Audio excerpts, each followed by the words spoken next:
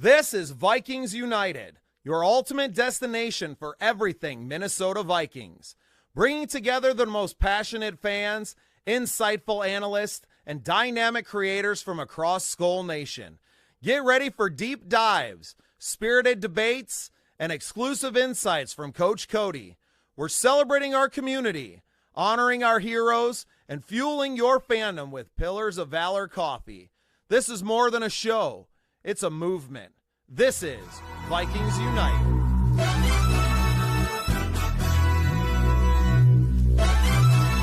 Hamdi.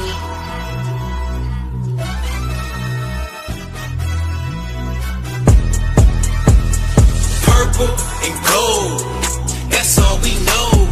Purple and gold, we holla Skol.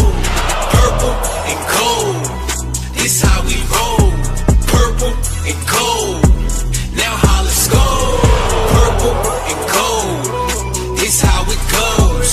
Purple and gold, we holla Skol. Purple and gold, that's how you know.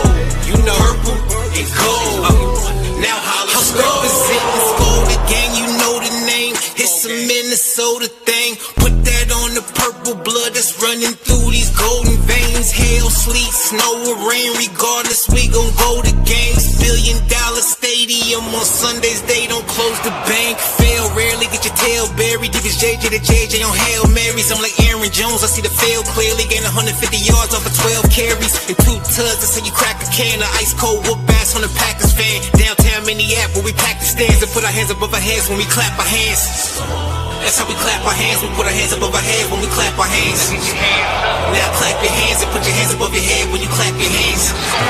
That's how we clap our hands, we put our hands above our head when we clap our hands. I said clap your hands and put your hands above your head when you clap your hands. Purple and gold, that's all we know. Purple and gold, we holla Skol. Purple and gold, this how we roll. Purple and gold, now holla Skol. Purple and gold, this how it goes. Purple and gold, we holla Skol. Purple and gold, that's how you know. Purple and gold, now holla Skol.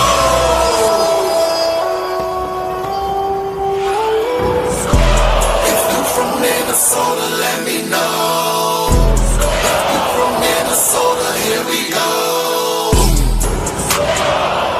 Minnesota notice. I'm known to Skol and then blow the coldest and Skol until I got scoliosis. So when we Skol, we so ferocious. So just way before 84 was the dopest. We showed you who the purple and the gold is. If you from Minnesota, let me know. Right now. If you from Minnesota, here we go. Put your hands up. Minnesota. And gold, that's all we know. Purple and gold, we holla Skol. Purple and gold, this how we roll. Purple and gold, now holla Skol. Purple and gold, this how it goes. Purple and gold, we holla Skol.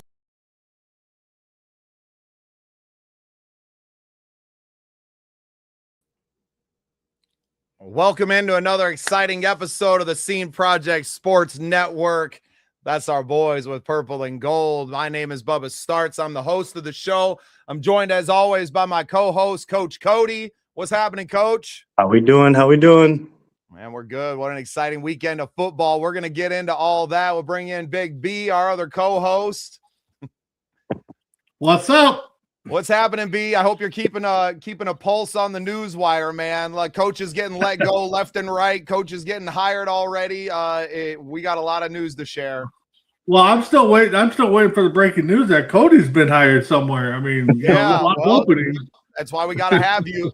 We're going to welcome in our special guest for at least a portion of the show tonight, my guy Lance Christensen Jr. from the Driven brand. What's happening, Lance? I'm having a hard time hearing anything right now. What's going on here? Yeah, I don't know. You're probably on your phone. It's not the easiest, huh? Okay, we're good now. Good. All right, there we go. It's because purple and gold blew your speakers out. Right. Well, Lance, you're new to the show, but you're not new to content. You have the Driven brand. You're a golfer, collegiate golfer. I know that you got eyes on the prize going pro, whether it's this summer or in the future when your eligibility is up in the NCAA. But tell the guys here and all of our viewers at home a little bit about yourself and your journey, man.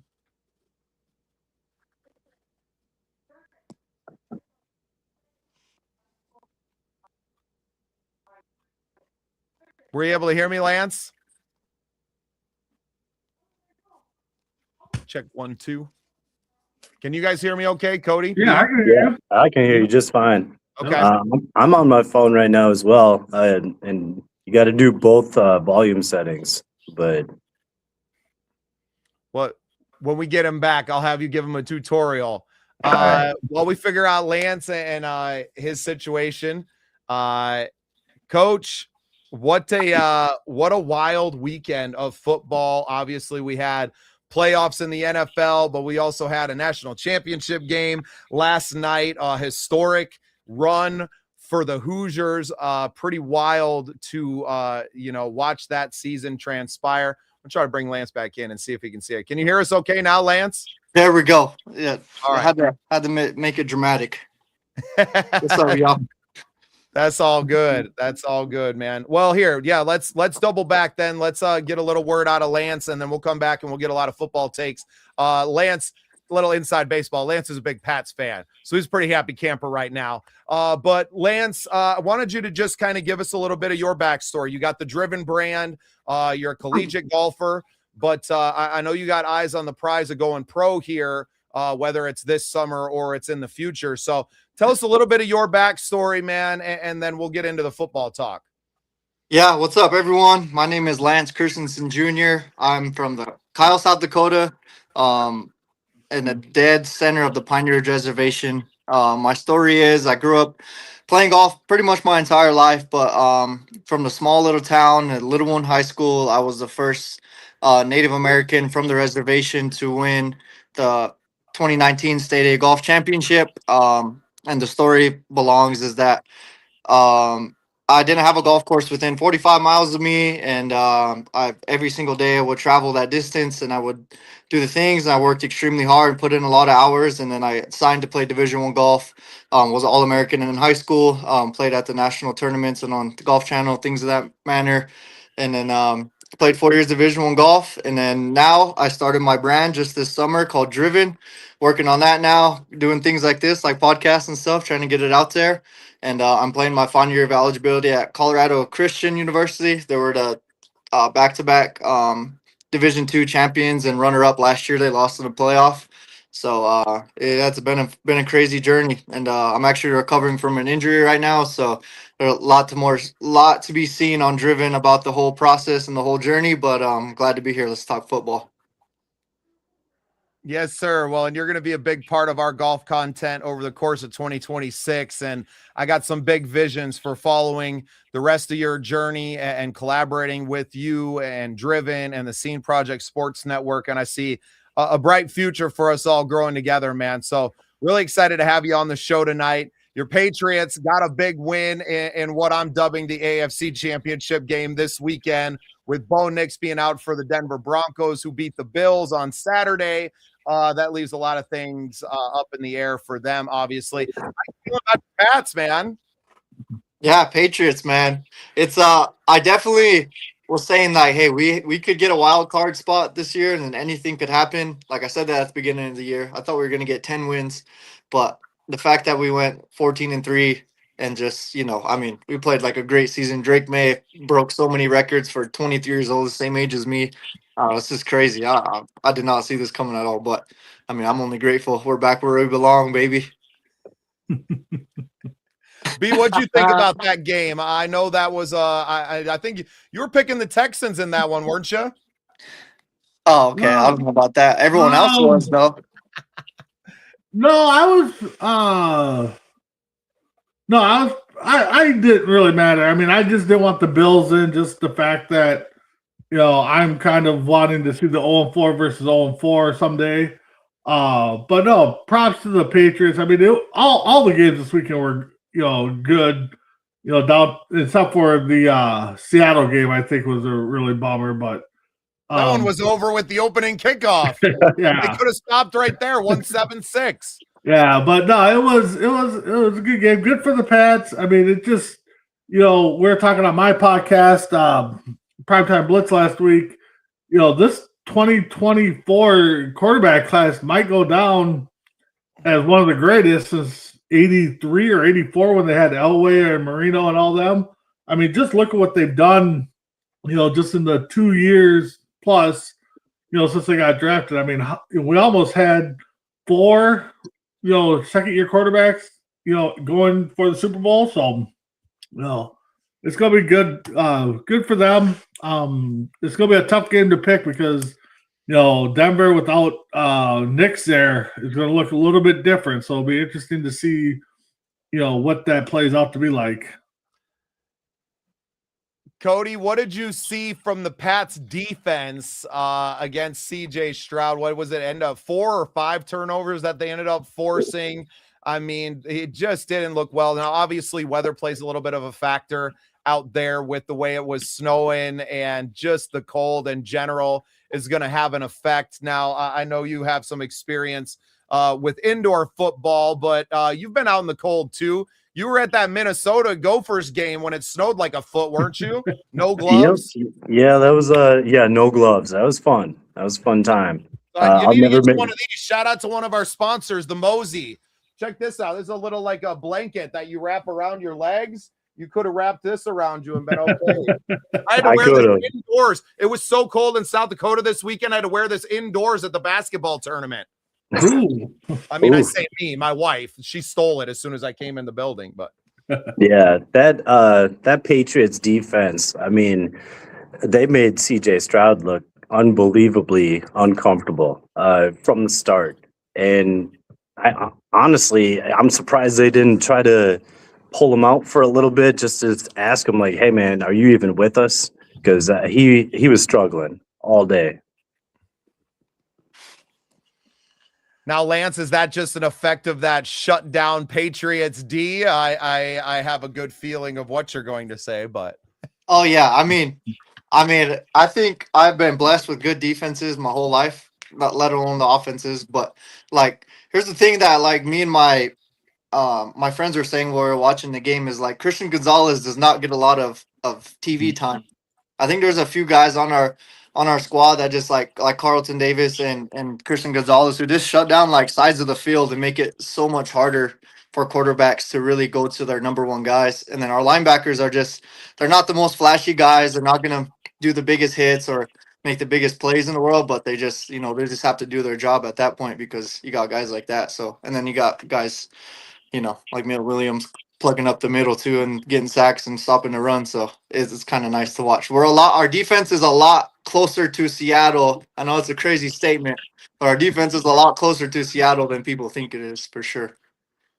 well, and isn't that just like Boston sports in general, not just the Pats, but the Bruins and the Celtics to a lot of degrees, like all these championship teams that come out of New England, and they all kind of have the same makeup, right? Where it's always a sum of the parts. It's not like one guy, and even Brady was never like the man. I mean, now I know he's the GOAT, right? But he literally had to win 7 championships for everybody to be like undisputed. He's the man, right? Like even after he filled up a whole hand, they're still doubting him. And I think that a lot of these teams, when you rely too much on the superpower or the star power and people being Superman, i.e. Chicago, right? Chicago without Caleb Williams isn't really doing anything. That throw he had on 4th and 3 to throw it up to Cole Kmet in the end zone. I mean, he sprints backwards 20 yards. 20 yards. Fadeaway jumper into the corner of the end zone. It was just like ridiculous. But you get all of that, and then you still don't win the game, right? Like you got to have all the guys that show up and just do their job. And, that's what leads to championships. And I think we're really in. Now, I heard that Charbonnet, speaking of Seattle, tore the ACL. So that's going to change the look of that Seattle offense a little bit. And that's kind of a shame. B, did you see where that happened during the game? I don't, I mean, I was it was over so early that I kind of tuned out. I think I was working on my laptop, kind of get some stuff done. Yeah, I didn't see nothing, but I'll look and see if they kind of tell us when it happened. Right, because if it's in the second half of that game that was just over, that's such a huge law. You know what I mean? Like, that's atrocious to have those guys in that position. Now, I know, football games are 60 minutes long and you got to put it down. You can never help when, an injury happens. But, I mean, that one's going to hurt. I know they got a two-headed monster over there in Seattle. But is that now going to put a little more pressure on Sam Darnold to have to do a little bit more? And us Vikings fans know that when you ask Sam to do a little bit too much is when he starts to make mistakes and put the ball into the other team's hands. So be interesting to see how that injury plays for Seattle. Going against the Rams team that just, one of the best offensives in the league and resilient. I mean, they showed a lot of moxie playing outside in the cold in Chicago on Sunday night, a wild game, overtime to, force the interception, whatever happened on that throw, and really, I listen to a lot of Chicago sports still, and they're all just kind of celebrating that they made it this far. They won a playoff game. They had double-digit wins. So there's not a lot of people like dogging on that one play in particular, right? The turnover in overtime, obviously, that Caleb Williams threw, but yeah, it looked like it was early. He only had 5 carries, so he must have. So what happened pretty early in the game? Yeah, that stinks, man. That stinks for a heck of a ball player. I haven't seen a lot of him play, but the couple of games that I saw, I mean, obviously, they ran all over the Vikings mid-season, but I watched that other Niners game and watched Seattle. He's a powerful runner. Ain't scared of contact. Like, you just got to respect guys like that because, I mean, they'd run any of us right off the damn field. No offense, Cody. I know you played some ball out there, but yeah, no, I mean, I'd try to meet him in the gap, but I might get run over. We'll see. It's 50-50. That's what I love about you, Coach. You're going to go in there and throw your head in and get it done. No, yeah, I mean, K9, Kenneth Walker, he really showed though, like, even though Charbonnet is out and everything like that, I've been kind of saying that one of my best friends, maybe he can come on the podcast one this time. He loves football more than anyone I've ever met. But he was saying, because he's the biggest Seahawks fan, that like Kenneth Walker, once he gets like the touches, he'll show that he's one top 5 running back in the league, and I believe that for sure. Those powerful runners like that. I mean, if the Rams can figure out how to stop him, then I can see that Sam Darnold, we'll see what he's made of. But I don't know. He's a tough one to stop. Well, and Seattle's just going to keep putting the ball in their belly, right? I think their offensive coordinator knows enough about their team to just run the ball, make them stop you, right? And I think that's something that, especially with this Vikings team this year, that we were really disappointed in because we had one of the best averages per carry in the league, right? You're top 10 in yards per carry, but you're last in rushing attempts per game. And at some point in football, you just have to make the other team stop you. You don't have to get cute. You don't have to overthink things. Just like when something's working, keep doing it until they stop it. And then you make an adjustment, right? But yeah, it's nice to see that the teams that are succeeding, they all kind of stick to that, right? They're not trying to be cute. They're trying to go out and win ball games. And that Broncos-Bills game was just wild back and forth. Obviously, what's the playoffs without a little controversy? What's a catch anymore? Which, it seems like every year we have one of them. That one pretty big. Might have cost Sean McDermott his job. I don't know. They might have been out, kind of putting him out there anyway. I think I was pretty surprised to see that happen. B, what are your thoughts on the Bills letting go of Sean McDermott after the loss? And I mean, just as far as a coach goes, like he's made the playoffs, for the last 4 or 5 years. I think it's at 8 playoff wins. Yeah. No, I was shocked. A buddy of mine. Probably not as shocked as he was. Yeah. Exactly, or his family. I mean, but nah, it was shock. Yeah, I don't know what they could do. I mean, I guarantee he's going to get a job very quickly somewhere else. Um, yeah, I don't know what the Bills are thinking. I mean, I know they had everybody thought it was going to be their year because they didn't have to go through Baltimore. They didn't have to go through KC. They just had to play their game. Maybe it was that no call intercept or the interception that should have been reviewed. But I mean, we don't know. I mean, you got a guy in that gets fired for missing, or having the refs give the game away with the catcher interception. You got Harbaugh getting fired because his kicker missed a field goal, but yet you got the Packers who lost because of their kicking game are going to rehire their coach. So I don't know what to think anymore with these coaches. Yeah, and you bring up the Packers lost their defensive coordinator to Miami, who's going to be the head coach down there now. Just some shakeup in the NFC North, but still not the one that we've been waiting for the other shoe to drop. And not a lot of news coming out of the B-Flow camp yet. Sounds like Mike McCarthy really wants that Steelers job, and he's going all in on that. So with that potentially coming off the board, are the odds increasing, I guess, of B-Flow making his return to Minnesota? I think so. I think so too. Just to piggyback on that Bills, like the Bills game, man, I was initially kind of shocked at the head coach being fired, but at the same time, like Big B pointed out, you don't have to go through you don't have to go through the Chiefs. There was no Chiefs this year. They had a pretty decent schedule leading to the Super Bowl. All they had to do was win it. I think this was a make or break kind of year for sure. I think it was Super Bowl or nothing once the playoffs started. As soon as they saw the seedings, that's when the decision was made. I almost guarantee it.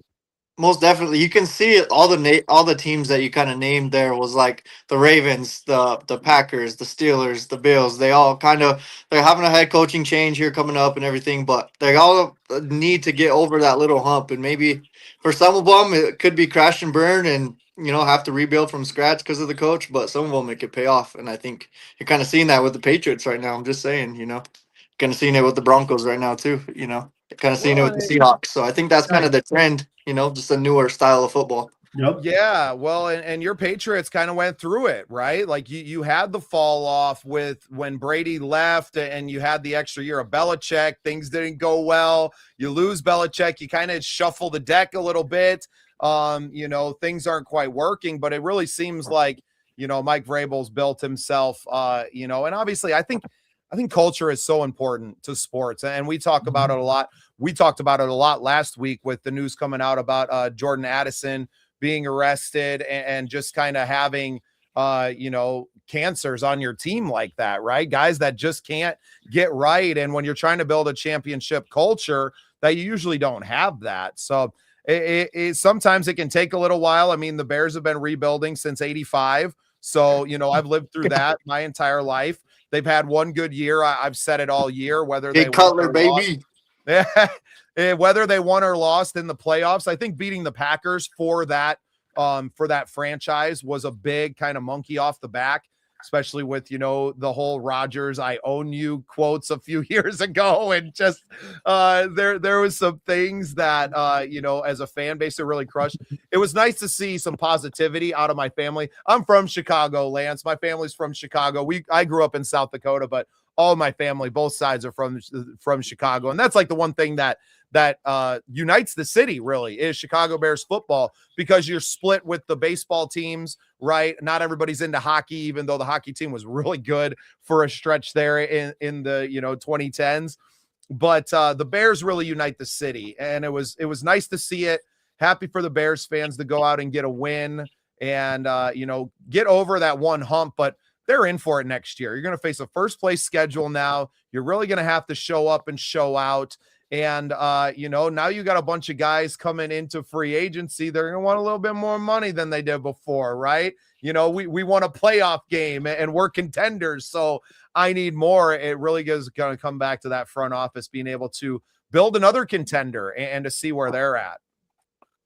See, that just speaks a lot to the athletes now.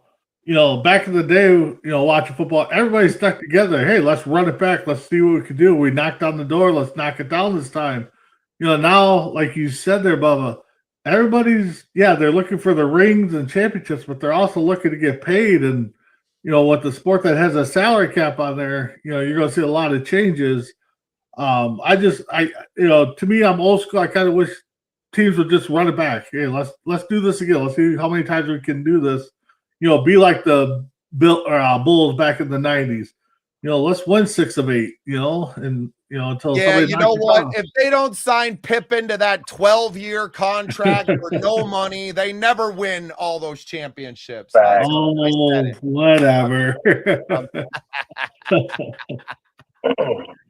I love, man, what a great series that was, right? Oh, man. What a great series. Getting to take a peek behind it. The Last Dance, of course. If you haven't seen it, I highly recommend you go watch. If you want to know the maniac that you have to be to lead a team and to win the MVP and to be, the GOAT that is Michael Jordan, there is no contest. You can say whatever you want to. I'll never believe you. As far as a competitor goes, that's what it means to me. I don't care about the stats at all. It's that fire inside of you that I'm going to do whatever it takes. You're going to try to give the ball to Karl Malone. It ain't happening, baby. I'm taking his lunch. Yep. Coach, talk about that. The player thing. I love what B kind of touched on there. And, NFL stands for not for long. And these guys know coming in that they have a pretty short window to make their money and get out. Now, when you're trying to build that culture, and I know you haven't dealt with, these big personalities. Well, maybe some big personalities, but not the big paychecks and having to do that. But you got a little taste of being a GM with the St. Paul Bears this year for your first time. Kind of talk about it from the, I guess, off the field level, right? The GM level of trying to assemble a team, a championship caliber team that you've now done. Well, I mean, it all starts with, what the environment you want in the locker room, the chemistry you want. I just, in my time with the Bears, I had to make sure with these players, because I had a few players that would come up to me and they'd be like, hey, I need X amount of money per game. I need free housing. I want food. Hook me up with a job. I'm like, hold on. Like, we're not there yet. And I don't think we're going to be there yet because you don't demand money from me. But, I look deep. I research. I'm looking on social medias, what kind of player are they? Are they going to cause issues in the locker room? Have they had any past issues with players that are already on the team? Because that can cause big issues. So, there's a lot. They've been arrested lately. Yeah. That definitely plays a part into it. I definitely had to deal with that a couple times, but it's more. You got to break it down more. You got to see, hey, like, how's this guy, off the field? Is he going to mesh with the locker room? Because, it's a brotherhood. And if you bring in the wrong person, like, as a cancer to the team, someone who's always going to get in trouble, always run his mouth, that's going to create, division.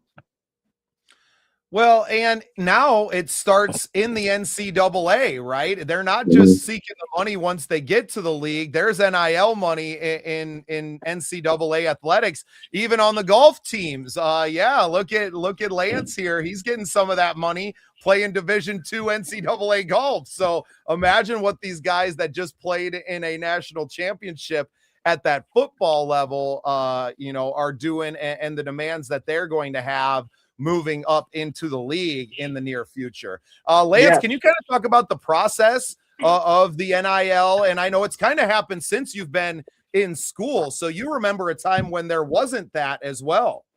Yeah. So my freshman year, it started beginning into talks. And then toward the halfway mark of my sophomore year is when it ended. So I played 4 years of Division I golf. I redshirted my freshman year.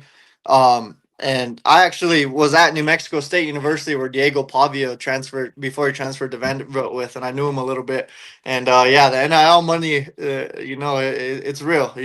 Like even the mid-major schools like New Mexico State are getting that money. I mean, you sell out stadiums, businesses, local town, like local businesses and real estate firms and all. They're willing to put money into you. So yeah, it's pretty crazy. And I've gotten my own piece of the pie and everything like that. But the landscape of college golf, and now that I'm in Division 2 now because of the injury and everything like that, is like a lot of these Division 2, Division 3, NAIA, JUCO, like all these talented players. A lot of the coaches are having a hard time recruiting to these smaller schools because of the NIL money, because they can't offer that. But the Division 1 schools can. So that's a whole nother landscape to the thing where it's like everyone's trying to get to that level. Not only just to be the best athlete and student athlete they can be and get a degree. But now there's like a whole nother layer to it. It's like, if I can become as good as I can be, then hey, I can make a living out of this and never even touch a professional level. So I think as an athlete who's been at the golf course I've been working since 6 a.m. this morning, and I'm gonna go to the gym right after this.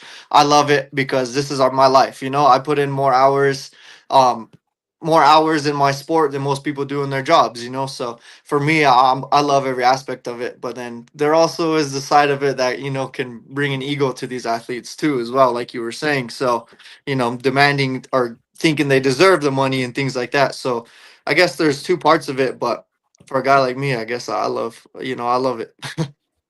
How much because yeah, obviously B and I at least are way too old to have known any of that, and I was never good enough at sports to get some NIL money. Now I don't speak for B on that. He probably could have got something out there. But how does it actually work? I mean, are you out there kind of acting as your own agent, getting sponsorships from outside entities? Are the schools able to provide some money because they're getting a big thing? Like how does that actually work? I don't want you to get into any hot water, so only divulge what you're allowed to. But I think not just us here, but our fans that are listening would love to know a little inside golf. Oh, most definitely. And the university can help help set you up with businesses, or hey, put my name in the pot, kind of stuff like that. It's not necessarily like the head office says, hey, we got $4 million from the university, here you go. It's not like that. It's all from outside sources. It's using your name, image, and likeness to go to other outside vendors or different things like that. So like for me, like I have a Subway NIL deal, and I use the NIL club app, and then there was an application. I filled it out. They picked 25 athletes in the country, and I was somehow, some way was one of them. And then I made a video for them, and then hopefully I'll make some more for them. And I get some cha-ching for it. So it's kind of how it works. Yeah, pretty incredible. So they have an app that you as an athlete can use and to put in there, and some different opportunities for you. I'm sure that's going to continue to grow. I actually got an app that I've been introduced to that I can't remember the name of right now. I might look it up while we're on the air. Make sure I turn you on to that too, that are out there connecting athletes with brands. So, and they probably do it for a cut. I don't know what it is. I think it's free for the athletes and it charges for the brands to connect. But yeah, wherever there's a dollar, man, there's going to be a business that pops up to take their portion. Yeah, there's not a lot running to collegiate golfers, but I mean, I think we're here to change that, Lance. That's what we're here to change that. Exactly. Well, I don't know how much longer you're going to be a collegiate golfer anyway, and we can talk more about that later in the show too, because I would really. I'm sure that all of our fans, we've been talking a lot of golf now. The Vikings season's been over for like 3 weeks, so we've been kind of dipping into a lot of other things here. We haven't quite started our draft coverage yet, but that'd be pretty cool stuff. I gotta open it up to you guys. You guys got any questions for Lance about the NIL things in particular while we're on the topic? Well, not so much NIL. I mean, but, I know Cody gets out and golfs. I get out a little bit. Bubby, you get out. What are some tips to help us that, don't have the time to really go out every day to help us, just get those nice shots, so we're not, on a par 5 and it takes us 10 shots to get to the green. I mean, what are some advice you could give us? Well, I guess it's a broad question because golf is probably the most time-consuming sport there is.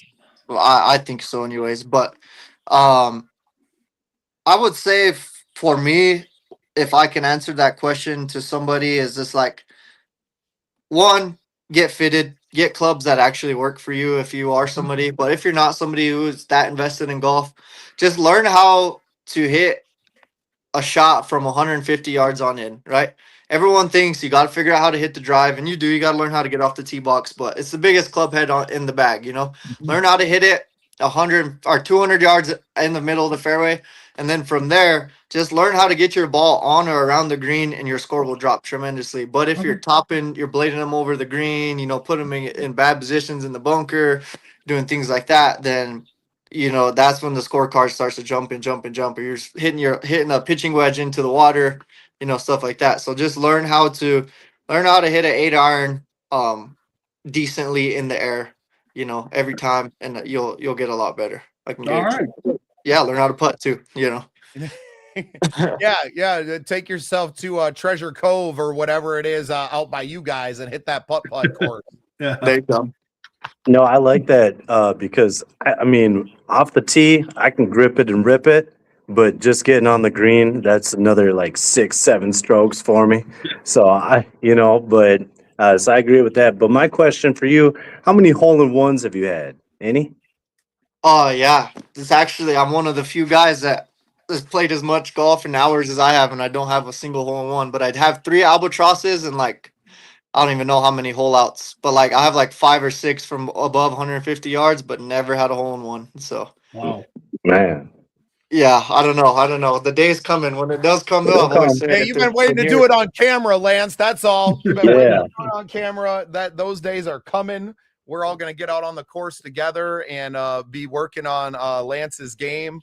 Really looking forward to a lot of content that we're going to get to shoot together. And I know you're shooting stuff on your own all the time and recording that. And for you, do you use video as a training tool? Are you reviewing tape like a pitcher or a football player would? Do you kind of use it in the same instance when able to? Oh yeah, most definitely. Just today, I was filming I had my tripod set up, and I was filming myself and my swing and stuff. Because your trail hand is here, and then the difference to that right there, literally that and that can mean you winning a tournament and not winning a tournament. Just that little movement. So, golf is the most minute, boring, monotonous sport in the world. It literally is millimeters. Like on a track, man, when they measure where you hit it toward the toe or hit it toward the heel, they don't measure in centimeters, they don't measure in inches, they measure it in millimeters. So you're 10 millimeters toward the heel, 10 millimeters toward the toe. So that's literally the definition of golf. So you gotta know every little thing about your swing and what you're doing. So yeah, all the time. In layman's terms, I think he just told us that we're not going to be very good golfers unless we can start putting that time in, fellas. Yeah, I picked up on we got to that. get on the course hundreds of hours a week for the next decade, and we might be okay golfers.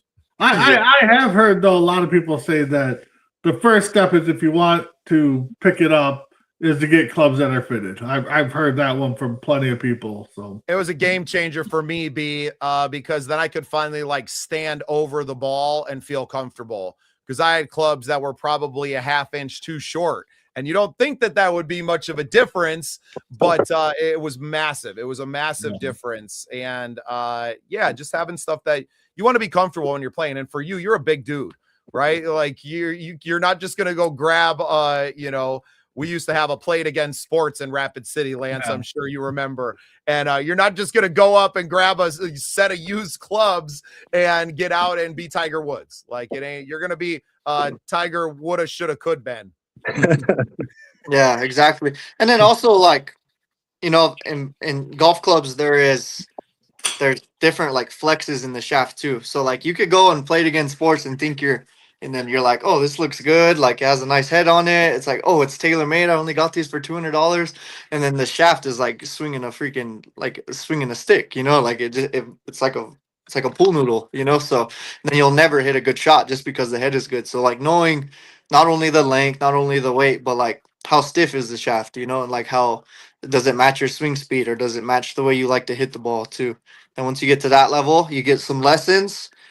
Find your local swing pro, have him give you some lessons, teach you the basics of the golf swing, or just stick to one YouTube channel. One of those things that we'll go look at 40.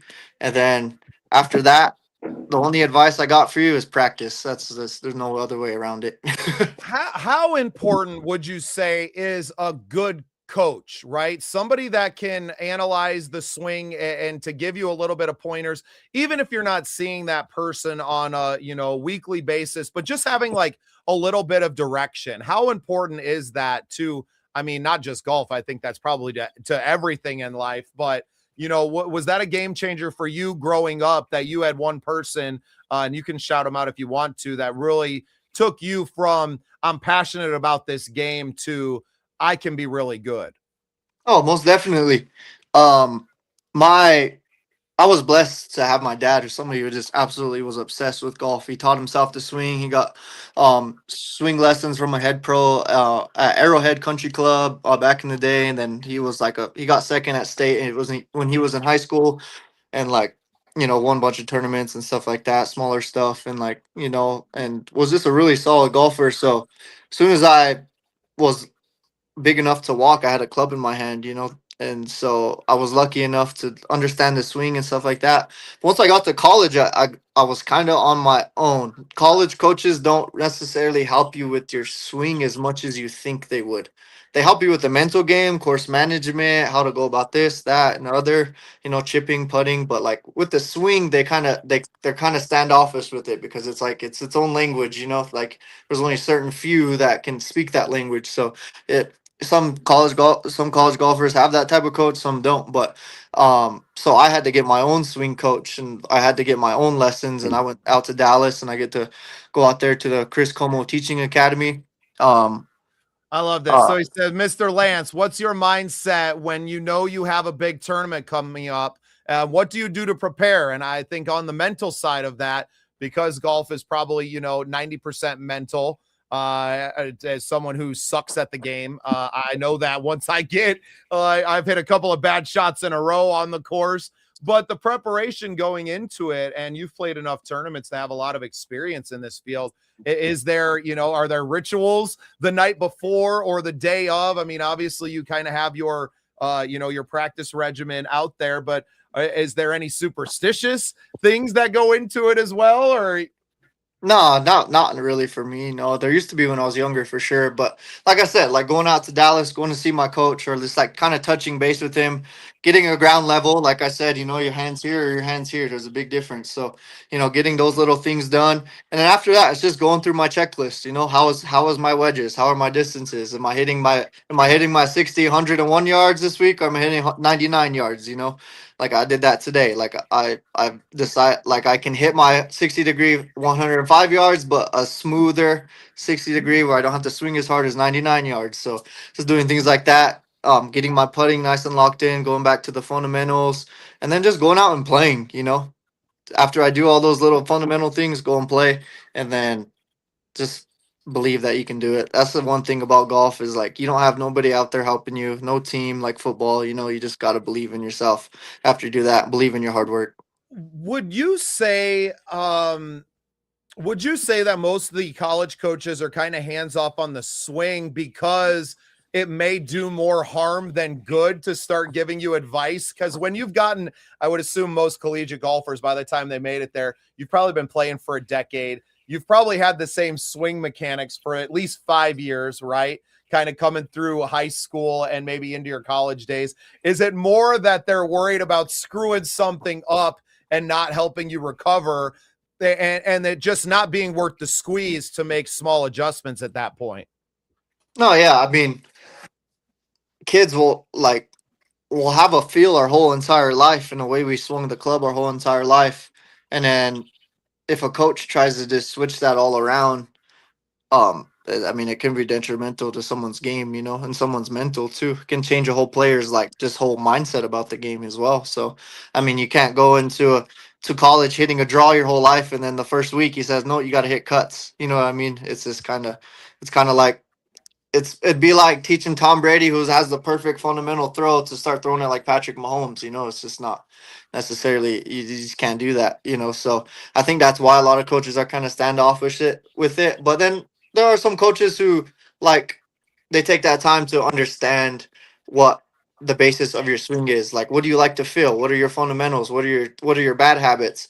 And then kind of be like, you can understand it from there, and then be like, okay, your bad habit is this, and I see you doing it during a round or during practice. I'm gonna tell you. So it's not like they won't help, but it's just like it's a more like kind of reeled back. It takes time to understand this language of the swing.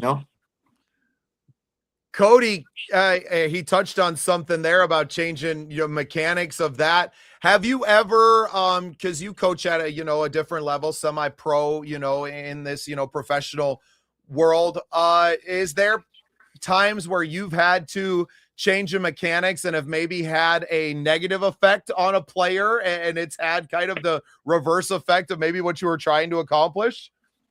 A couple times. Yeah, it did, do more harm than good, just because, it felt uncomfortable.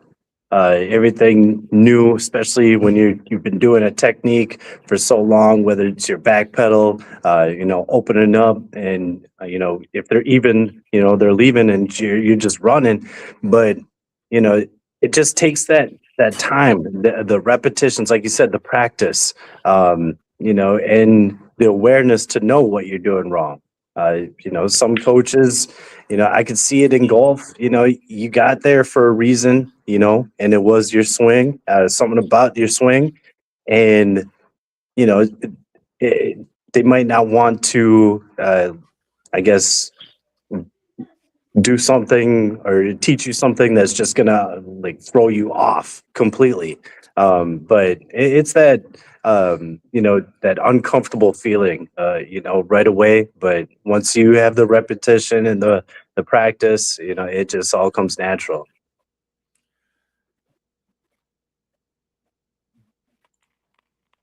There's two Lances. Which one's moving? Uh-oh. Uh-oh. Which one is it? Okay, remove this one, add this one. There he is. Yep. Sorry about that. You're all good, man. You're all good. No, yeah. Well, I just heard him say, like, it's like players who take time to those little details. That's really the difference in players. And I mean, sometimes it can hurt you over analyzing things, and taking the athlete out of the game. Taking the kid out of the playground. But then at the same time, though, it's only maturity, and it's understanding those things, how to get through them, how to go through your checklist quickly in preparation for whatever, and then when it's time to go play, just go play like you're a kid. And then that's kind of the mindset I'm trying to adopt and bring into my professional career. Speaking of the kids, man, I know you put together a really cool event last summer. I was almost able to attend. I had some prior obligations, though, that had to be handled. It was at the same time as a Sturgis motorcycle rally or close to it. My kids were starting school back on the other side of the state, but I know how important it is to you to give back to your community. Tell us a little bit about last year's event and your plans to keep that kind of stuff going. Yeah, so I've been doing this since 2018. My dad has been a high school coach and everything. He's been doing camps since the 90s. But I started in 2018, and I did a camp out in my horse pasture. We did an 8-week series. We had a tournament at the end of it, and I didn't really do it for publicity or anything like that. I was just doing it for like the Boys and Girls Club. I just thought it was cool. I just love golf. And then the next year we did it again. Then COVID hit, and we took about 2 or 3 years off from doing any type of tournaments or lessons or something like that, or anything like that. And then I think in 2023, when I was in college, we made it to Ogallala Nation, which is like my tribe's fair. During the toward the end of August, the Ogallala Nation Youth Golf Tournament. And then it was big. It wasn't getting necessarily the publicity and everything like that. And then I started my brand. And I was thinking about it, and I was like, the message I would portray to these kids is like, hey, like I came from this golf course. This was the very first tournament I had ever played in. I got second. I lost in a chipping contest for the playoff or whatever. Um, uh, and like I portrayed to them that message, and then when I started driven, I was like, okay, what is this going to look like? How can I inspire people? Because that's my goal. And then I was like, you know what? I'm going to make this a driven youth golf championship. So we got it together within a couple weeks, and then we fundraised a bunch of money and got a bunch of cool prizes, and a bunch of kids came out. I had a camera crew come out. People were, it was just awesome. And I can confidently say it was one of the best days of my life, and I'm going to try my best to make it even bigger next year. So that's one of my goals outside of golf, even though it is still golf, but inspire others. Well, it's having an impact on your community. And in South Dakota, we don't really have ghettos, we don't have hoods, but we do have the most reservation land in the country, and these are heavily underserved and underprivileged areas in many cases. There's not a lot for anyone to do, much less these kids to do, especially on Pine Ridge. So I really appreciate what you did, man. And I know that it means a lot to you. We're going to do everything that we can to give it the publicity that it deserves, and to work together with you to really make it something special. Not just for kids on your res, but bringing Native kids from all over the state and bringing them together and to really make it something, because I think it's important for them to see you, to have positive role models, right? When you have the drug use and the alcoholism that are rampant in these places, because there's no hope, right? And that's really what it comes into, is that there's no hope for a lot of these people. You see generations that have just gone down the same path, and there's not enough positivity. And I think that's what's so cool about not just your story and inspiring that, but then coming back. You didn't just get out and get off, that you're coming back and trying to lift up your brothers and sisters and cousins and all of these young kids. I think it's so cool, man. And I can't wait to help you raise even more money this year so we can impact more kids and get some really great prizes out there, and inspire another generation of kids just like you to go out there and to chase their dreams, whether it's in golf or otherwise. Oh, exactly. I think that my story is kind of improbable, I guess you can say. And even in college, I haven't quite accomplished the things I thought I was going to accomplish, but unfortunately, I'm a driven person, and I'm not going to stop. So I'm still chasing after it, and I'm just my goal is, I have all these aspirations for myself. I always have. I've always had these goals, but going through this, this young adult phase of life and things like that, it's just like, if you come from somewhere that isn't as pretty and as doesn't have as many opportunities or whatever it may look like, that isn't an excuse to live your life with hopelessness, or live your life and not chase after something that really, really wakes you up in the morning and gets you out of bed every day. And I don't think that I would want to live that life. So I hope I can inspire others to live that way too, Incredible stuff. All right. So I'm going to finish with the question that's been on all of our minds since we brought you in here. Are you available to be our golf coach? I can help you guys out. Yeah. Help you guys out for a pretty price. There we go. Well, we got to stock up the coffers so that you can get into Q school this summer, man. Yes, sir. Hopefully in September I can, I guess it will start end of July. Oh yeah, it's pretty crazy stuff. Professional golfer soon. Yeah, well, and I don't know if you've had any news yet about your eligibility. I know you're trying to get a fight back. We kind of glossed over your injury, but that's a big part of what you had. It was a ligament in your knee, correct? No, it was actually, so the three tendons that connect your hamstring to your hip, I ruptured all three tendons off of the bone, and I had to get a metal rod that tied them back together and healed it. So it was actually, the doctors That's told way me worse. I thought you just tore an ACL or something. That sounds awful. Yeah, it was one of the worst. It was the worst pain I've ever experienced in my life, and I've broken plenty of bones. And how did played a that bunch of happen? sports. Was it a golf-related injury? No, unfortunately, I was working out though, thankfully. But think feel it was that cool, I guess. But I was trying to, do a growing stretch just like I do every day, and the ground was a little wet, and I didn't think about it, and I just slipped and went into the full splits, and yeah, Ooh. my hamstring didn't hold up. It didn't Yeah, hold up. man. Yeah, Yeah, well, so and I don't want to ruin it. I know that a lot of your content on the Driven brand and you shot some pretty, kind of documentary style stuff about this, talking about your journey and bringing it back. So, if people want to check that out, where can they find more out about you and your story? And obviously, we're gonna keep you around for as long as we can tonight and in the future, shooting some more golf content. But plug your socials real quick for everybody. Yeah, everyone, you can follow me on Instagram, Lance6_605, my personal account, and follow Driven Brand on Instagram. It's my whole story, all my friends, everyone that I collaborate with, just my journey, my tournaments, preparation, all that stuff. So, went out to Hawaii, went out to Cancun this past season, and got to play in some tournaments and stuff there. That was a pretty cool. So go check it out. Awesome, Lance. Well, thanks for jumping on with us tonight. You don't have to go anywhere, but I really wanted to, give you some time in the spotlight, introduce you to not just the crew, but to our fans. I think you're going to be a big part of what we're doing moving forward. It's PGA week now, so I'm still waiting to hear back from some of our sponsors about some content that we're going to be working on together. But I think it's important just to get together and to have to have some conversations and to get your story out there as much as possible so that we can do even more to support the youth and to support you on this journey. I think it's going to be a hell of a ride over the next few years for you. And man, we're all here for it. Yes, sir.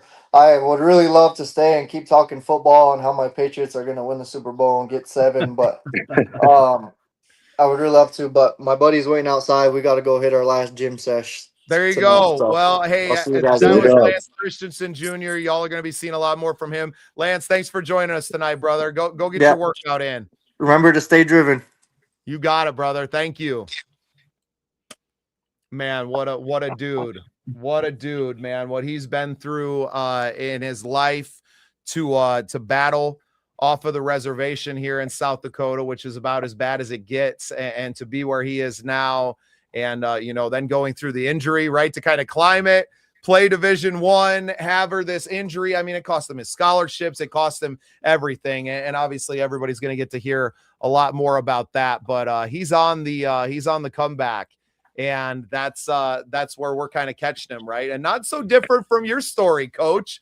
And we had a question here rather from Coach Vincent, who I know is obviously a big fan of yours, like we all are, Cody. He says, Cody, what's the mindset of your team knowing that the season starts next month? We had the big tryout. You're getting the defense set up there in Minnesota. The offense is out in Wyoming getting ready. It's coming quick.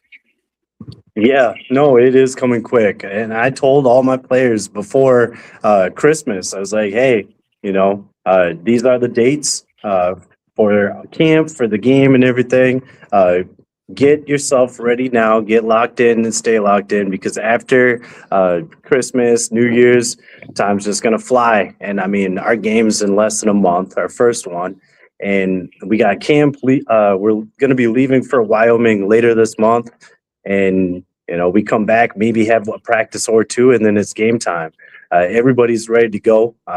Everybody's ready to get to camp, compete, and get that spot. A lot of these players on the defense, I'm familiar with, but they all know from years past, ain't shit free and nothing's given. So they already know they got to go out and show out. And for the offensive players that are going to be staying here with me, I mean, they got to learn 2 different playbooks, the scout playbook and ours. So we're getting locked in mentally, physically, emotionally, spiritually. We're getting there.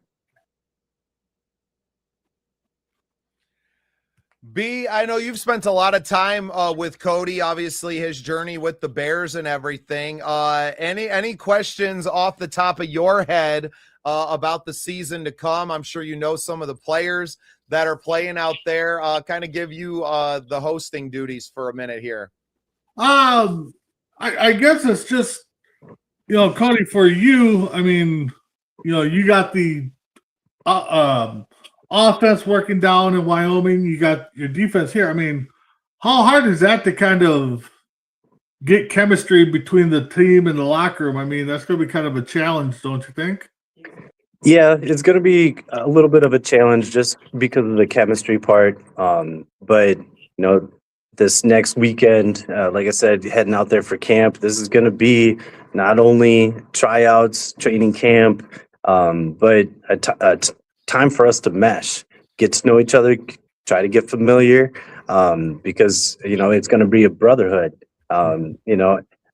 It was kind of a weird situation, me just having the defense here in Minnesota and then traveling out there. But I mean, when I thought about it, it makes sense. I can have a scout offense. They don't need to be out in Wyoming with the regular offense, and unless they get called up, they can just help me out, and then we'll just take our dogs and head on wherever we got to go. So, I mean, I'm blessed. I'm excited for the season, and we're ready to go. Honestly, we've been ready to go. No, And that's it's good.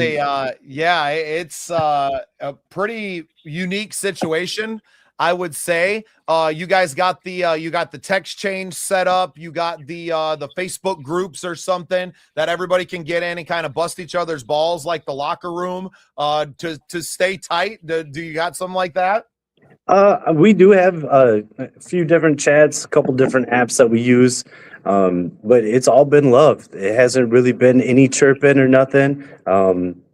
Everybody tends to save that until the field. You don't want to chirp with someone that just ain't like that. Then you're wasting your time. But everybody's just introducing themselves. Planning, how we want to do our team bonding time and stuff like that. So it's everybody's excited. Everybody's been excited. I get calls all the time like, hey, when are we leaving? Are you sure we're leaving this time? Yeah, we're leaving this time. I'm setting up the rentals and everything for travel. So it's an exciting time. I love it. Well, we're excited. I know I speak for B and myself to cover another team that Cody coached now. We can't wait till it's the Golden Gophers next season, and to have some more football to talk about, include another team on our wall. I mean, I'll buy all the pendants and the T-shirts and the jerseys and whatever we got to do to keep supporting you on your journey and being a part of it. Looking forward to having a coach's show with you, maybe even breaking down some tape a week-to-week basis and bringing some stuff in. I think that would be pretty fun as well. Yeah, no, I mean, soon it'll be the Gophers. Hopefully I can jump past the college and just head into NFL, but I'm willing to do whatever I got to do. Professionals, right? I mean, you're working with professionals now, so it would be a step back to go to working with amateurs again, right? Yeah. I mean, I'll still do it. I love being around the sport. I don't care if it's youth. I'll help out. I mean, I've been a board member for the Rochester Youth Football Association, helping out with reffing and just anything that they need, really. Just love to see and help the youth develop, watch them grow. There's been a few youth that I have helped, and just the growth over the years. They're like, all right, yeah, that makes me feel good. Like just validation. So I mean, I did put in an application for the Gophers. So if anything, I might not get it, but at least I'm on their radar now. Yeah, you gotta shoot your shot, and just like you said, you gotta put it, you gotta put your name in the hat, or you're never gonna get picked, right? Yeah. So there's definitely something to that.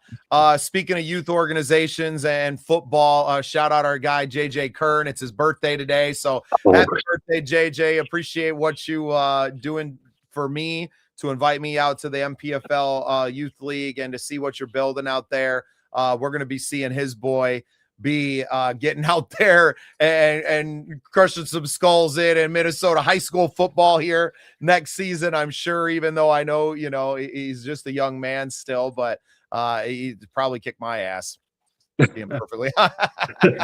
Yeah.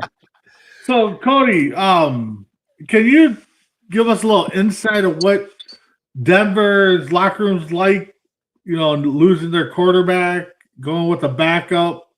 I know you had that experience a little bit when you played that one game against Omaha. You lost your quarterback. So what's their preparation going for backup quarterback in the biggest game of the year for them? Well, I mean, at this point, there's no other option than, hey, this is what it is. Take the good from it and leave the rest to God. Because I mean, there's not much you can do. You got to get behind this guy, the backup, as soon as you can, and install, as much confidence in him as you can, and just get him mentally there. Because I mean, I don't think he even planned to suit up. And you got to be ready when your name's called. You got to be ready. So they need to make sure that even if it's a bad throw in practice, you're picking them up. You getting them in that state of mind, that mindset of like, hey, I might make a mistake. Don't keep your head down. These guys got my back. He needs to understand that they have his back. Well, and on the other side of the ball, how do you even plan for it? There's no tape on this guy. You haven't seen anything like that. And a guy like Sean Payton, right, coach of the Broncos, say what you want about the man, but obviously one of the most gifted offensive minds in the league, that he's got some plan, right? He's got to have something, and you have to now you have to go off of that element of surprise, right? Like, the Patriots have no idea what you're going to come out and do. So as a defensive coach, now on the other side of the ball, how do you prepare your team when you have no tape in a game that relies on tendency and kind of knowing the other players inside and out? Shout out Prince Walker, man. Thanks for the song, brother. It was ripping off the top of the show. Prince, that is a nice song there. It might be the outro too, to be perfectly honest. It deserves to be, honestly. If I'm the Patriots defensive coordinator, I mean, if it ain't broke, don't fix it. He's a backup quarter. He's a backup quarterback for a reason. You're not gonna have tape on him, but I would run my defense. Maybe a couple adjustments just to put more pressure on him. And make him think more and be on his feet. But I mean, until I see something different, I'm good. Yeah. Well, and they played really well against CJ Stroud and the Texans last weekend. So you gotta, it's hard not to think about them, and especially those pass rushers just licking their chops now to go after a guy that hasn't played all season. And like you said, back up for a reason. It just a wild scene. That was, I mean, I don't know if that was the most surprising thing from the weekend. Let's do that. We had a biggest surprise or favorite moment. I'll give you a choice, either one. You can do it. B, let's go with you. What was your biggest surprise from the weekend, or just your favorite moment?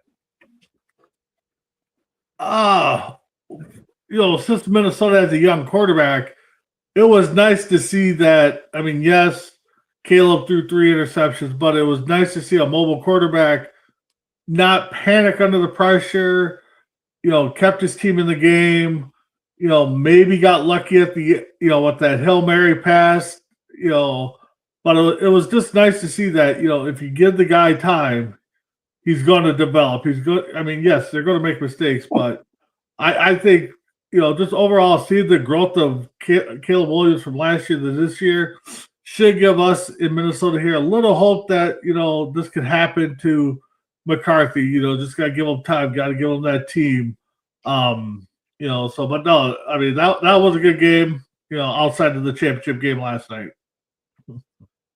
I watched a lot of Caleb Williams' first year, right? I saw a lot of those games, and I thought in a lot of ways, JJ looked like a much better playing quarterback than Caleb did in his first several games. Now, team's a little bit different, right? Caleb spent most of his first year running for his life because of a really bad offensive line, but our offensive line wasn't great this year either. Right. And I preached patience all season long with JJ McCarthy and going, hey man, like he's not playing that awful. And in a lot of ways in a kid, and I know it's his second year technically, but really his first, year of reps out there on the field, he's looking pretty darn good. And I think there's a bright future here. Let's take take a little back seat now. What I'm really afraid of is that they bring in somebody, KOC goes back, and a lot of what we're already hearing is kind of we're going to do what we came here to do kind of talk. And that worries me that they're going to take the ball out of his hands and to put it in a veteran quarterback's hands instead of just letting him develop and become that star that I think some of us think he can still be. Yeah, I'm with you. I mean, there's only a few veteran quarterbacks that they brought in, and we still have JJ here, that I'd be like, okay, JJ, you're going to sit behind him and you're going to play. Or he's going to play, you're going to watch, you're going to learn. And there's only maybe 3-4 quarterbacks that I would do that for. Outside of that, it's JJ's job. Yes, you want a veteran, that can come teach him and show him the way, put him under his wing. But I mean, outside of, getting that top tier guy, it's JJ's team. And I'm, kind of getting sick of everybody like, oh, we need to draft a quarterback. We need to move up. We need to do this. We need to do that. No, we got other holes to fill. Let's keep JJ here and let's keep him happy. He's what, 21? I mean, they say the average quarterback, it takes them a good season and a half of games to learn how the speed of the game goes. So I'm with you. Patience. Let's just ride it out. Yeah, and really the only thing that you're worried about is the injuries, right? Yeah, the injuries is the big thing. Yeah. Thoughts, Coach? Surprising game for this past weekend. I'd have to say the Seattle Seahawks 49ers game. I did not think that was going to be a blowout. I actually picked the 49ers, so that's my mistake. But that was crazy. My favorite moment would have been Caleb Williams passing that dropping back 20 yards, vomited to Cole Kmet. That saved one of my parlays. I'm not even gonna lie. So I'm not even gonna lie. I did Cole Kmet for over 18.5. I did Cody Parkson for like 21.5 receiving yards, and then David Allen, some wide receiver for the Rams. I was like, over under half a catch. I was like, he ain't gonna see the field. So that Cole catch, man, that saved my ass. I was so happy that it was Cole who caught it too. He was part of the CHGO podcast team last year, and he took one of my questions at one point. I had sent a video into them, and talking, and I was of course asking him, kind of a broadcaster, what's it like to be a budding broadcaster now or something, being on the podcast. But a Chicago guy, to catch that ball in the biggest of moments, to be in that moment, just really cool. A little sad that they couldn't finish it out. I thought they had a chance. I mean, they left points on the board. They could have kicked a couple of field goals down there, and that touchdown could have been to go up 4 points at the end. Right. Well, so, and I don't, I'm sure Ben Johnson is going to be second guessing some of those decisions throughout the off season, as he should. Right. I think that's what good coaches do, is to, think about how we could have done things differently, to not always think that you are the smartest guy in the room. But yeah, what a crazy moment. I don't think I've ever seen someone just sprint backwards to buy themselves time like that, and then to load up and to throw it like he does a lot off that back foot. I mean, dude's got a cannon for an arm. It's just unreal. Yeah, I was surprised he did that. I was more surprised, how open Cole Kmet was, in that back corner of the end zone or backside. But you can't even see the quarterback as the defensive back in that. You're like, I can't even see this man. You don't know that the ball's coming until it's like almost to you, right? And then you're like, oh, Yeah, well, and Kidding me, right? you're watching all the defensive linemen and maybe a linebacker just run forward, and you're thinking, as a DB, you might be thinking it's a fumble already or something. Right, it's over, right? So Like we already stopped him. yeah, you stop, and then boom, he's behind you. Well, and I think too in that game, the turning point was that BS of a personal foul call on the Bears when the Bills line guy jogged into him and he, of course, bumped into him and he fell over and they called him on a personal foul on the Bears guy. It's like he didn't even see him coming. I mean, that was just a big BS call. I think it was like late third quarter or early fourth, and it was just. I think the turning point of the game is that it would just shock the Bears. Yeah, no. Most shocking, game though for the weekend, I'd say it was the championship game last night. Shout out to Indiana. They did work. They did work. Yeah, what a turnaround for that Hoosiers team. That Mendoza could take some hits, man. Yeah, Man, he got right he back looked like up. he was in a street fight. Mm-hmm.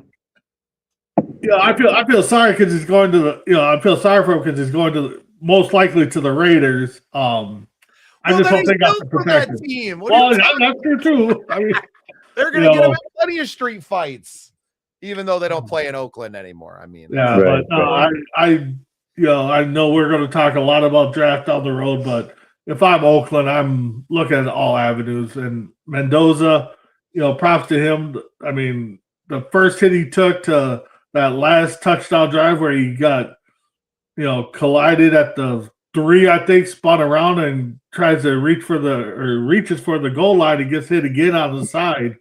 I don't know how that guy got up after those 2 hits. I would still be laying out there on the field today. Oh, yeah, no doubt.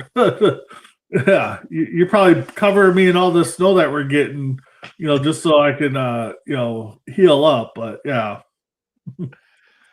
Little bit of coaching talk. I guess my moment is I'm most surprised by the Sean McDermott. I did not expect to hear that. It just goes to show you that nobody's safe in this league. It doesn't matter what you've done. That to me, that's just wild.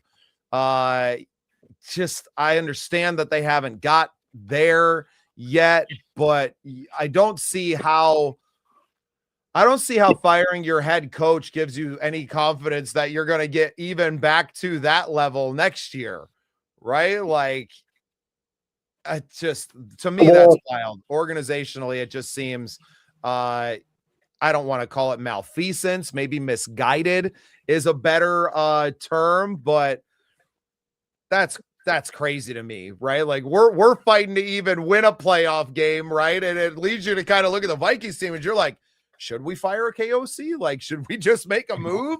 There's a lot of these good coaches that are out there. Like, should we have made the move this year? Maybe we could have got a Harbaugh. Maybe we could have got a Tomlin or something out there, because you don't know if you have a terrible season next year and you let KOC go. Maybe the coaching, the coaches available this year is crazy to me. Like, that's my most shocking thing. Look at the head coaches that are available in this, rotation. And that's been a massive surprise, maybe over the course of the whole, from the season ending, the Harbaugh letting go and separating, the Tomlin walking away from the Steelers. It's been a lot, and you're about to see this league really get shaken up. Well, I think too that I heard within the last 10 years, I think there's been like 100 coaching changes or something like that. I know it was a short amount of time with the big coaching change, and I know I saw a graphic the other day that there was 10 coaching jobs when the Vikings hired KOC, and there's only 2 left from that hiring class. KOC's one, and I think the Arizona coach was the other one. So he's on the chopping block next to too. Well, and that's the thing too is, I mean, if your coach is on the chopping block this year and you see McDermott get let go and you see Tomlin get let go, it's just like, okay, maybe we just let our guy go. Let's go talk to Tomlin. Let's go talk to McDermott, see if they want to come in. I mean, well, and they kind of alluded to that on Purple Daily a little bit, is like, are there those discussions happening at the top level of of the Vikings organization? Are the Wilfs kind of talking amongst themselves, right? I mean, you're not letting that leak out. God, that would be a PR nightmare. Yeah. But are you having those conversations where you're like, look, well, I mean, do we want to make some back channel talks happen, and to at least inquire, because you're not going to want to make that move without knowing that you got a really good chance of getting your guy. But then that's tampering and stuff like that. But I don't think there's talk. I mean, he had one bad year due to a lot of injuries. I mean, the quarterback play wasn't that great. I mean, of course, it doesn't look good that at the beginning of the year, both of your quarterbacks are leading two new teams to high standards. Now you got one quarterback a game away from the Super Bowl. So yeah, that part doesn't look good, but I'm satisfied with where the Vikings are sitting at right now. Yeah, I'm in the same boat. I think the Wilfs are behind doors, going through options, seeing what they could do if they needed to, but I think we're good with KOC. I think Flores is going to come back and stick with us. I think we're going to be all right. Yeah, I'm not surprised that LaFleur got that contract extension. You make the trade midseason for Parsons. Had it not been for that injury and that injury to Love, you're going a lot further. So he bought himself some time with that. Yeah, I definitely think if Micah Parsons in that Bears game, that Packers team doesn't lose that game. He just changes that defense. But now you got a defensive coordinator change. Who lands in that spot now can change the face of the NFC North. And if you get one of these guys that are, man, I would hate to see this. I don't know if McDermott takes a DC job again and steps back into that role, but McDermott becomes the DC and fucking Green Bay. That does not bode well for anyone, especially with a talent like Micah Parsons there. I hope I didn't just bring that into fruition. I'm sorry. Right, if that ends up happening, I am so sorry to all of us, right? For that. One more thing with that, with the Bills firing their head coach, at some point it's got to be there's got to be a change that needs to be made, either the head coach or the quarterback. And the Bills aren't going to get rid of Josh Allen. You know what I'm saying? Like, something had to change. I think as soon as they knew Ravens weren't going to be in the playoffs, Chiefs weren't going to be in the playoffs, this was already a set decision. Yeah. Yeah. And, does that come back to bite them next year? Right? Does going through a head coaching search and change? And how much did the availability of a Tomlin and a Harbaugh and, even a Mike McCarthy, right? Which I know Mike McCarthy pretty much has said for him, it's kind of Steelers or bust, but, just the availability of these coaches, what part of that goes into the decision as well, that we have someone to go get, we have a chance to go get a proven commodity.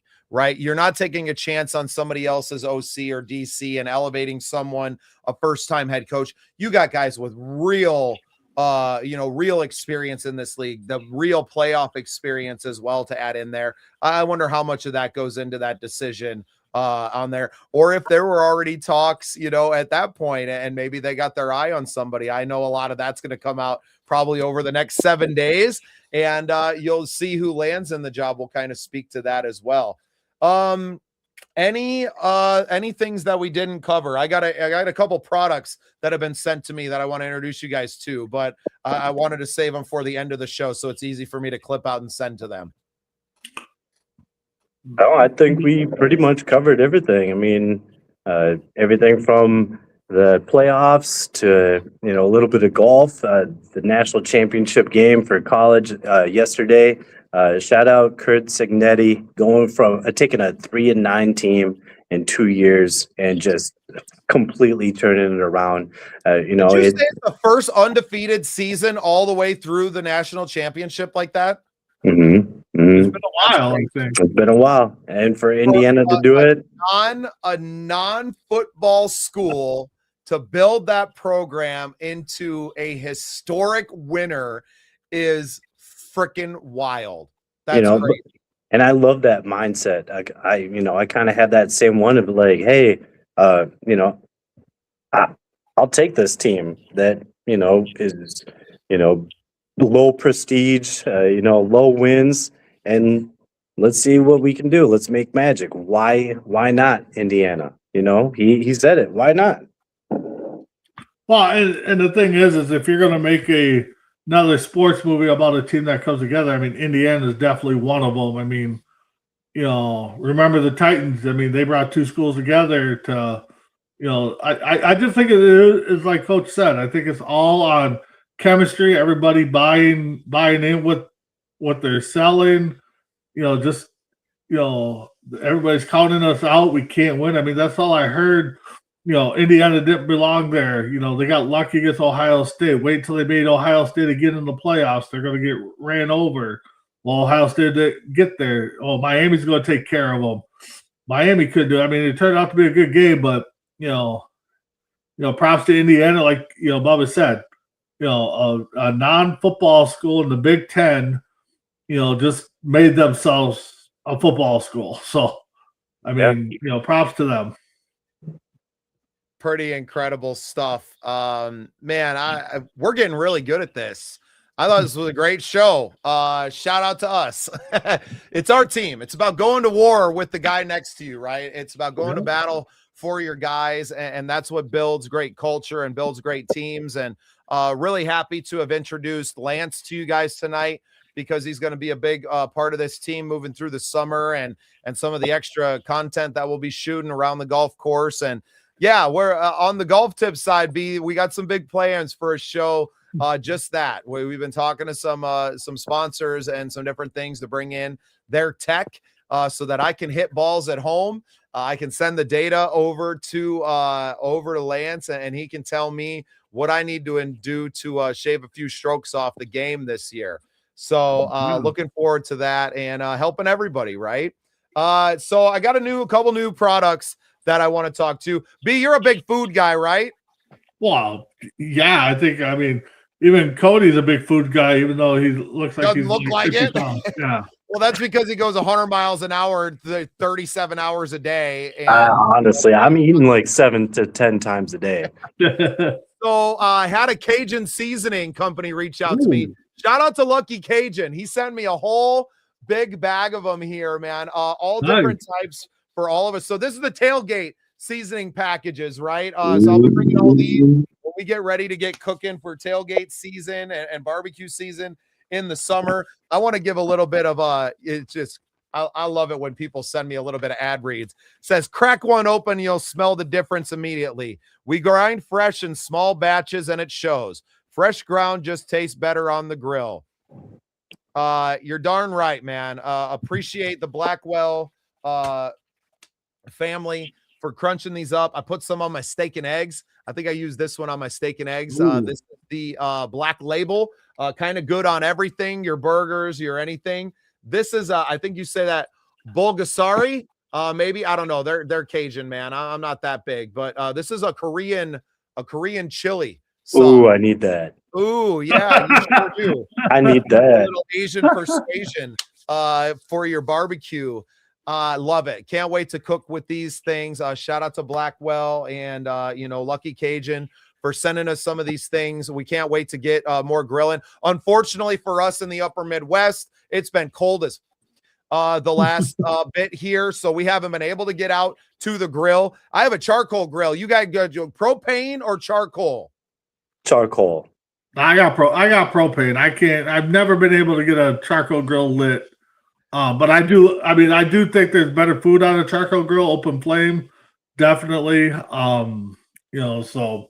But yeah, I like the grill, but I'm not the grill master. So, I'll show you a thing or two. It's coming. There you go. Yeah. Well, I can't wait for the tailgate scene for us. I know that we'll be more than welcome at the at the Vikings World Order tailgates. Of course, we always got to shout out our Pillars of Valor.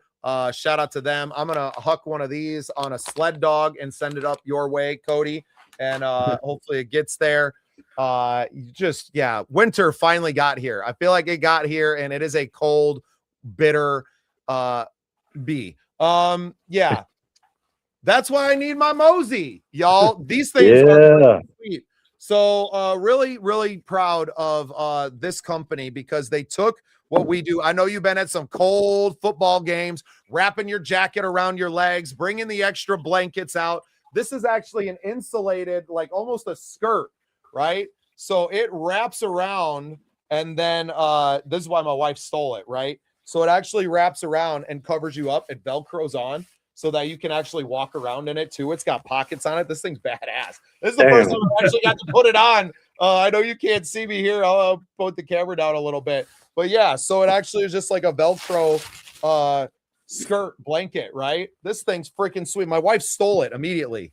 I went out. It was so cold in there. You got pockets, got a carabiner for your thing. It's all thermal insulated. I can't wait to use this next winter or at the next basketball game this weekend, which is ridiculous. Oh, and I'm going to stuff one of these inside of it too. Shout out to Pure Fire hooking it up. These are like giant size hand warmers. Yeah, nice. Badass, man. Last 12 hours. So Cody, next time you're going to the game and you're not bringing any gloves, we're just going to send you. Yeah. First of all, we're going to get you some damn mittens. It's crazy that you roll out there without them, but I like all these people that reached out like, hey, can we send you some stuff to keep you warm? Yes, you can. Yes. Please and thank you. Well, send those links this way, and I'll reach out to them too because we could use them. Brother, I am telling you, B, get on Quoted. I had a meeting with one of the gals from the company today, and I was like, I literally sing your praises all the time. Sign up for a free account as a creator. You have a platform. These people would be more than willing to send you some stuff. If you need to work on your pitches a little bit, the company's more than welcome, or you're more than happy to help you write those out so that people will respond to those and reach out to you. Yeah, man, I've had a ton of really cool stuff sent to me that, is useful in our daily lives. I got the golf shirt from that same company. Now I haven't had a chance to put this one on yet, but hopefully that helps me with my swing a little bit. It's been a game changer, man. I got the seasoning. I got the hand warmers. I literally got my tailgate taken care of next year, all by brands that believe in what we're doing here at the Scene Project Sports Network. And we're just so grateful. So shout out to Mosey. Go get you some of that. The great stuff. We got the Lucky Cajun seasoning. Make sure you're checking them out.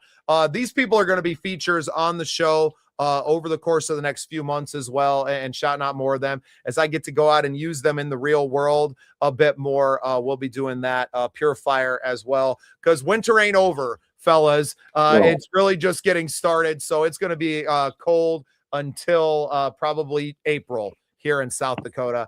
I don't know what Minnesota springs are like, if you guys get kind of bipolar there. Oh, yeah. It's hit or miss. I mean, our spring, it just sucks because sometimes winter rolls into the first couple of weeks of baseball season. Of course, the Twins open up, sometimes up here. So it's hard to go to a game when there's snow falling and the guys are out there wearing hoodies and, everything, mittens on one hand. It's tough to sit out there, but. Well, B, we're going to send you out with some Pure Fire hand warmers. We're going to get you the I did that for the wife when we go out. Double XL Mosey. We're going to stuff the hand warmers inside of the thermal insulation, and you're not going to miss a single Twins game this year because of cold weather, brother. Well, I might want to miss some Twins games this year. Man, if I had that, I wouldn't have had to buy like 15 to 20 hot chocolates just to stay warm, just to hold them. I'm fighting a mitten company that's going to sponsor Cody. Guys, I absolutely love doing this show with you. I appreciate you letting me bring Lance on today. Having him in the crew, I think is going to really elevate some level of our content. And when he told me he was a big Pats fan, I was like, well, if they win, man, you got to come on with us on Vikings United on Tuesday. Talk about your team, talk a little football with us, but share your story. And to get comfortable doing that in this world for these young athletes, that's something that we're trying to do. So if you have other, young athletes that are out there that are looking to, get a little bit of media training, get used to being on these podcasts and doing that, we're more than happy to have them on, especially as we kind of move into our off season a little bit with Vikings United. Obviously, we're going to have plenty to talk about with the Cavalry. I don't know if we start a new show or we just talk about it on Tuesday nights. We'll probably stick to the Tuesdays for now, because the last thing I need is another damn show. I'm sure having a blast doing it. Any parting shots on the way out the door here, fellas? Man, it's always a blast to get with you guys and talk football. Let's have another great week, and hopefully Sam Darnold can go ahead and beat the Rams this time and shove it in our face. All right. So let's do picks for the championship game then. Who you got? Broncos and no. Patriots and the I just said them. Seahawks, yeah. Rams too. No, Rams are gonna lose that one. Let's not be. I think that NFC game is going to be the game of the week, and I got Seattle. They're home. That 12th man is terrible from all reports. I mean, unless the Rams can shut them out early, but I don't think so. I think they're going to be hyped up from the get go, from their tailgates to heck, they're probably out there tailgating right now. On the AFC side, I think Broncos are going to pull it out. I think it's going to be a close one. Honestly, I don't care from the AFC side. I like the young teams over there, definitely. The young quarterbacks and stuff. I wish Knicks was in there. But I just think the lack of film and lack of, stuff, I think it's going to be a close one in there. So I'm taking the Broncos and Seattle for now, where is that game being played at? Is it in Denver or is it in New England? Nope, it's in Denver. It's in Denver. Yep. Mile High. He's calling the miracle at Mile High right now on Tuesday, pulling out what I imagine. Do they have lines out on these games yet? Oh yeah. It's got to be 10. No. Let me look. I haven't looked at the lines yet, but it's got to be a touchdown, man. There's no way it's 5.5. 5.5. Okay, yep. So almost. Patriots are favored by 5.5. Seattle's favored by 2.5. Yeah, I think Seattle. My pick, Seattle and the Patriots. I think defense wins championships. That's a saying for a reason, and these are the two best defenses. I think I texted you after watching the Patriots opening game, like that team's gonna win. That team's gonna win ball games, and that's gonna be your AFC representative. And the shit kicking that Seattle gave to the Niners. Yeah. I think they're riding that wave right now at home. It's gonna be really tough to overcome that. I think if that Patriots game is in New England, it probably is double digit. And the only reason that it's 5.5 is because it's in Mile High. Yeah. And if you look at it, typically the whole team gets 3 points right out the bat. So you factor in that 3 points. Okay. So it is an 8-point spread pretty much. I just wish Knicks was healthy. Denver does have a good defense, so let's not count out their defense. It's going to be a defensive battle. I hate it, man. And to injure it in overtime like that, to get all the way there. Well, depends on what report you're hearing, because now I'm hearing that he injured it a couple plays prior to that kneel down. You heard it on the kneel down. You just never know when he heard it. You talking about Bo Nix? Yeah, I heard it was the kneel down, but then there's some people that think that he heard it couple plays prior to the kneel down. So I tried to relook at that play, the one like 2 plays before the end or whatever. It kind of looked like that's when it happened. Like his ankle just hit real quick in a weird position, but I don't know. Yeah. That's just it's a sad thing to see regardless, especially Yeah. this close. Yeah, it just sucks, man. I mean, you're 2 plays away from the AFC Championship game, and to suffer an injury like that, that's going to change the game just for everybody. I mean, as a football fan, like, I don't have a dog in the fight, and I'm just like, that just sucks. Well, I guarantee you, we talk about betting and, Cody and stuff. I mean, Bo Nix is in it. We're probably betting a little bit more on the Broncos. But now that he's out, now we're going to throw that money towards the Patriots way a little bit, and you're going to have somebody like me that's like, you know what, I'm going to throw it on Denver, and stuff like that. So yeah, I will say, don't discredit and discount Sean Payton from having some tricks up his sleeve, because I think you have to. You got to bust out the trick plays. You're going to have to do something to set apart, because they get some other injuries. I think they lost one of their receivers during that game early on too. Their number one receiver was the kid Bryant or Brian that they lost. I thought he went out early in that game as well, and they had another one. Broncos? Yeah. Let's see here. But I mean, if they have a game like Seattle, Seattle won it the way I thought they were going to. Keep if you can receive the ball to start the game, take that B all the way for a house call, and then your defense comes out and stops them again. I mean, you're almost halfway through the first quarter, and Sam Darnold hasn't even touched the field. Yeah. So, yeah, you got Bryant is questionable. Franklin, their other receivers, questionable. Their center's questionable. So, yeah, it's you got some issues. I think it's going to be a defensive battle. I think I think we're going to have a defensive battle on that one. Yeah, well, and who knows what the weather's going to be like in Denver, right? It could be sunny and 75, maybe not 75, but sunny and 30 like it was last weekend. Or it could be, a foot of snow. Like, you never know if it's going to be a freak storm this weekend that comes off the mountains. And Elway's going to be in that locker room talking, hyping the team up on his playoff experience. I mean, they're probably calling out every Denver Bronco that won a Super Bowl to come in and talk to this team this whole week. So, where's TD? Shannon Sharp. Where's Terrell Davis? I remember watching those games, man. We had just moved out to South Dakota. So obviously a lot of Broncos fans out in Western South Dakota. The eastern side of the state is pretty much all Minnesota fans. But man. Well, looking forward to some ball this weekend again. I don't know. What are you guys doing for Super Bowl Sunday? Any big plans? I'll be working in the morning, but definitely I'll be home in time to watch the game. May go up to a buddy's house if he's having a Super Bowl party, catch it. But, definitely got to watch it. Definitely got to watch for the commercials. And hopefully for a good game. At the very least, we are going to do a Super Bowl commercial rating show. So keep track of them.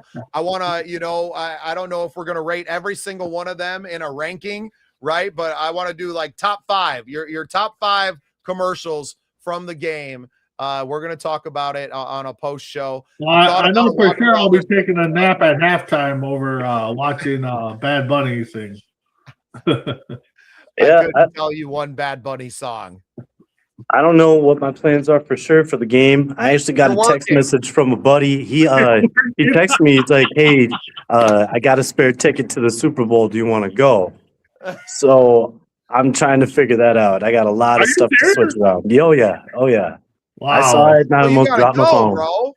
I'm trying. I'm trying. If I can make it. You can find another 12 jobs when you come back. I probably could. Yeah. Yeah. There's definitely going to be an employment gap when you get back with all the plenty of Uber driving gigs out there, I'm sure. And right. Oh man, what a mess. We'll figure it out though. We'll see. I feel my heart goes out to you guys and everyone kind of living through this. I don't care what side of the aisle you're on. It ain't easy for anybody to live up there right now. But everybody be safe. We love you all.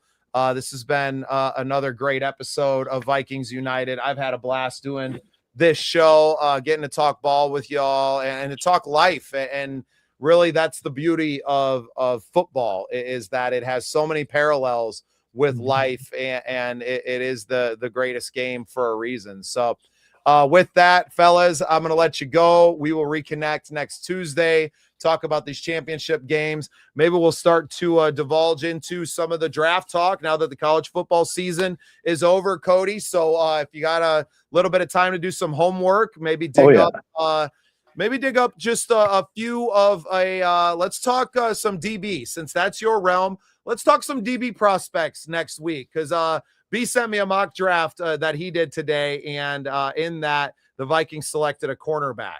Yeah, I found it set to Cody too, because the one name I looked at and I saw Love drop way past the Vikings at running back. I'm just like, man, if that happens, I hope the Vikings take him.